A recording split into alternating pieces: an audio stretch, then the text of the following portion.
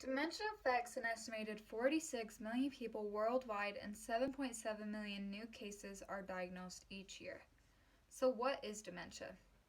Dementia is not a specific disease, it's an overall term that describes a wide range of other diseases that affect the brain, nervous system, and psychic emotional system. Dementia comes from many different types of things, such as Alzheimer's, Parkinson's, and Pick's disease.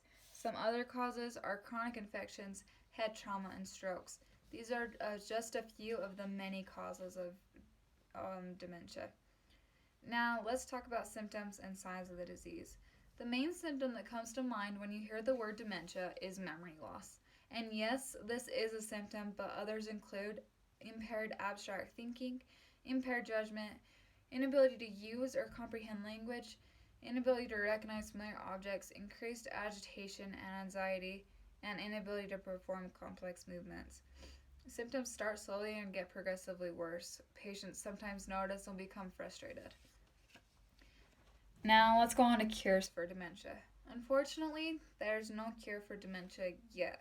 Scientists and doctors are doing as much as they can to find a cure for this common disease. In a TED Talk by Alzheimer's.org, over 114 years of research has been conducted, and they are possibly close to finding a cure. Some scientists have said that dementia just comes with age and that you become senile when you get older. Dementia charities argue that not enough funds are going into the research for dementia and into other long-term diseases such as cancer. There's also research being conducted to try to alternate how dementia affects people. Genetics are always being researched to see if it could cause a change in how it affects your body, but some scientists say it's not genetic because anyone with a brain can get this awful disease. Other research is being done with stem cells and vaccines to see if there's a link between them and dementia. However, Alzheimer's is the most common form of dementia. In 1906, Alois Alzheimer's noticed changes in a woman's brain tissue who had died from an unusual illness. After she died, he examined her brain and found many abnormal clumps and tangled bundles of fibers. About 1 in 8 people are diagnosed with the disease Alzheimer's. Alzheimer's is an approximate 30% of other dementia diseases. It is the most seen and most heard about form of dementia. If you plan to live to the age of 85, there's a 1 in 2 chance you will be diagnosed with Alzheimer's disease. In my visual aid, it shows a healthy brain versus an unhealthy brain. As you can see, the healthy brain is full and there's not any gaps. In the unhealthy brain with Alzheimer's, it is very hard to function with a brain like this. There are 7 stages to the disease dementia and how it affects you.